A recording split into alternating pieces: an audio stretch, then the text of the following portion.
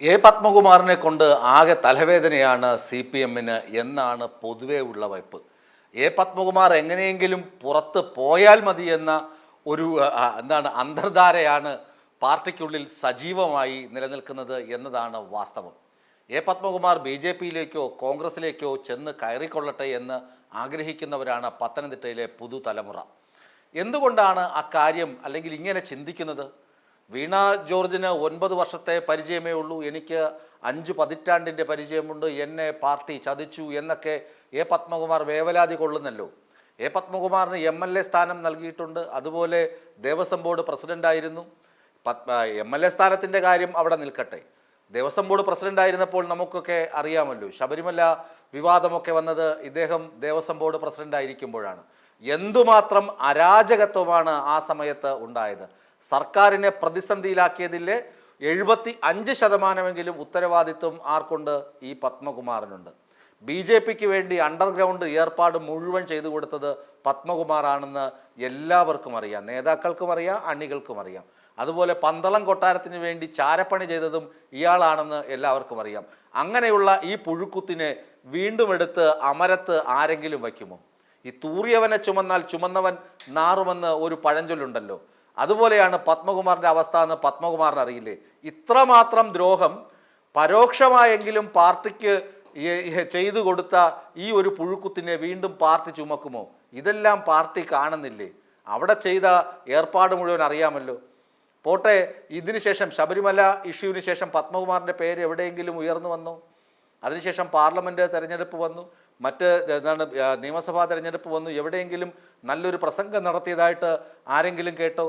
Devaswom board president സ്ഥാനത്ത് നിന്ന് പോയ ശേഷം എവിടെയെങ്കിലും നല്ലൊരു പ്രസംഗം പാർട്ടിക്ക് അനുകൂലമായി നടത്തിയതായിട്ട് നിങ്ങളോ ഞാനോ കേട്ടിട്ടുണ്ടോ? എവിടെയെങ്കിലും ഒരു പ്രസ്താവന ഇറക്കിയതായിട്ട് കണ്ടിട്ടുണ്ടോ? പോട്ടെ, ഏറ്റവും കൂടുതൽ പത്തനംതിട്ടയിൽ നിന്ന് വന്ന ശക്തമായ ഇഷ്യൂ നവീൻ ബാബുവിൻ്റെ വിഷയമായിരുന്നല്ലോ. അതിന് പ്രതിരോധം സൃഷ്ടിക്കാനോ എന്തെങ്കിലും ഒരു സംഭവത്തിന് ഇയാളുടെ പേര് കേട്ടിട്ടുണ്ടോ? അങ്ങനെ ഒരിടത്തും വന്നിട്ടില്ല ഇയാൾക്ക് പാർട്ടി പിന്നെ സ്ഥാനം കൊടുക്കണമെന്ന് പറഞ്ഞാൽ ആര് കൊടുക്കും? വീണ ജോർജ് അങ്ങനെയാണോ? 9 വർഷമേ അവരുടെ പാരമ്പര്യമുള്ളൂ എന്ന് ഇയാൾ പറയുന്നു. അവരുടെ അമ്മ എത്രയോ വർഷമായി പാർട്ടിക്ക് വേണ്ടി ഒരുപാട് കാലം അധ്വാനിച്ചിട്ടുണ്ട്. അവരുടെ കുടുംബം അങ്ങനെയുള്ള കുടുംബമാണ്. അതൊന്നും ഇയാൾക്ക് അറിയില്ലേ? ചുമ്മാ കിടന്ന് വലിയ വായിൽ നിലവിളിക്കുകയാണ്. ഇയാൾക്ക് വേറെ ഒന്നുമല്ല, BJPയിലേക്ക് പോകണം. എങ്ങനെയെങ്കിലും പാർട്ടിയെ 4 തെറി വിളിച്ചിട്ട് BJPയിൽ പോയി കഴിഞ്ഞാൽ BJP വലിയ സ്ഥാനം കൊടുക്കും. ഇന്നലെ രാജു എബ്രഹാം ഇയാളുടെ വീട്ടിൽ പോയി സംസാരിച്ചിരുന്നു. അപ്പോൾ ഇയാൾക്ക് എന്താണ് പറയാനുള്ളത് മാധ്യമങ്ങളോട്? എന്നെ ചതിച്ചു, എന്നെ വേദനിപ്പിച്ചു, ആ വേദന ഞാൻ പുറത്ത് പറയുന്നു എന്നാണ്. രാജു എബ്രഹാം പുറത്തിറങ്ങി പറഞ്ഞു, അദ്ദേഹത്തിന് വേദനയുണ്ട്, അദ്ദേഹം പാർട്ടിക്കൊപ്പം നിൽക്കുമെന്നാണ് ഞങ്ങൾ പ്രതീക്ഷിക്കുന്നത് എന്ന് മാത്രം പറഞ്ഞിട്ട് രാജു എബ്രഹാം കൈകഴുകി അങ്ങ് പോവുകയും ചെയ്തു. കാരണം ഇങ്ങനെയുള്ള ആളുകളെടുത്ത് കൂടുതൽ സംസാരിച്ചിട്ട് കാര്യമില്ലെന്ന് രാജു എബ്രഹാമിനെ പോലെ പരിണതപ്രജ്ഞനായ നേതാക്കൾക്ക് നന്നായി അറിയാം. അത് രാജു എബ്രഹാം മുതിർന്ന സഖാക്കളോടൊക്കെ വിളിച്ച് പറഞ്ഞിട്ടും ഉണ്ടാകണം. വെള്ളിയാഴ്ച ജില്ലാ കമ്മിറ്റി ചേരുന്നുണ്ട്, അപ്പോഴറിയാം പത്മകുമാറിനെതിരെയുള്ള നടപടി എന്ന്.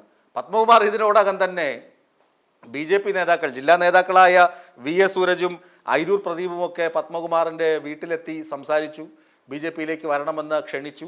അതുപോലെ ചില സംസ്ഥാന നേതാക്കളും പത്മകുമാറിനോട് ചരടുവലികൾ നടത്തിയിട്ടുണ്ട്, വരണം, നിങ്ങളെ ഞങ്ങൾ കാത്തിരിക്കുകയാണ്, നിങ്ങൾക്ക് പൊന്നാടയും കാവിഷോളും താമരപ്പൂവും ഒക്കെ വെച്ച് ഞങ്ങൾ കാത്തിരിക്കുകയാണ്, നിങ്ങളൊരു മിസ് കോളൊന്നും തരണ്ട, നിങ്ങൾക്ക് ഞങ്ങൾ വലിയ സ്ഥാനമാനങ്ങൾ വെച്ച് നീട്ടുന്നുണ്ട്, വരണം, വന്നേ തീരൂ എന്നൊക്കെ പറയുന്നുണ്ട്. പത്മകുമാർ ആ വിളിക്ക് കാതോർത്തിരിക്കുകയാണ്. പത്മകുമാർ അവരോടും വച്ച നിർദ്ദേശം എന്താണ്? ഏതെങ്കിലും കേന്ദ്ര നേതാക്കൾ വരുമ്പോൾ എന്നെ ക്ഷണിച്ചു കഴിഞ്ഞാൽ ഞാൻ വരാം, എനിക്കങ്ങനെ നിസാരനായിട്ട് വന്ന് കയറാൻ വയ്യല്ലോ, ഞാനിങ്ങനെ സംസ്ഥാന സമ്മേളനത്തിൽ നിന്നൊക്കെ ഇറങ്ങി വന്ന മനുഷ്യനാണല്ലോ, ഞാനൊരു VS അച്യുതാനന്ദൻ എന്നൊക്കെയാണ് വിചാരം. പത്മകുമാറിൻ്റെ വിചാരം എന്താണ്? ഞാൻ VS അച്യുതാനന്ദനാണ്, MV രാഘവനാണ്, അല്ല AKG ആണ്, EMS ആണ് എന്നൊക്കെയാണ് മൗഢ്യം പിടിച്ചിരിക്കുകയാണ്. പൊട്ടക്കിണറ്റിലെ തവളയാണെന്ന് ലോകത്താകമാനമുള്ള കമ്മ്യൂണിസ്റ്റുകാർക്ക് അറിയാം. പത്മകുമാർ എന്ന് പറഞ്ഞാൽ പൊട്ടക്കിണറ്റിലെ തവളയാണെന്ന് എല്ലാവർക്കും അറിയാം. ഇനി കോൺഗ്രസ്സുകാരും പറയുകയാണ്, എന്താണ്, ഇങ്ങോട്ട് വന്നോളൂ, ഞങ്ങൾ സ്വീകരിക്കാം, പാർട്ടി വിട്ടു വരികയാണെങ്കിൽ ഞങ്ങളും സ്വീകരിക്കാമെന്നൊക്കെയാണ് VD സതീശനും സംഘവുമൊക്കെ മനസ്സിൽ മനപ്പായസം കൊണ്ടിരിക്കുന്നത്. പത്മകുമാർ വന്നാൽ എന്തായിരിക്കും പറയുന്നത്? ഇങ്ങനെയുള്ള പുഴുക്കുത്തുകളെ പാർട്ടിയിൽ എടുക്കുന്നതിനേക്കാൾ ഭേദം വല്ല കിണറ്റിലോ തോട്ടിലോ പോയി ചാടി ചാകുന്നതാണെന്നാണ് KM മുരളീധരനെ പോലുള്ള നേതാക്കളുടെ മനസ്സിൽ സൂക്ഷിച്ചു വച്ചിരിക്കുന്ന വാക്യങ്ങൾ.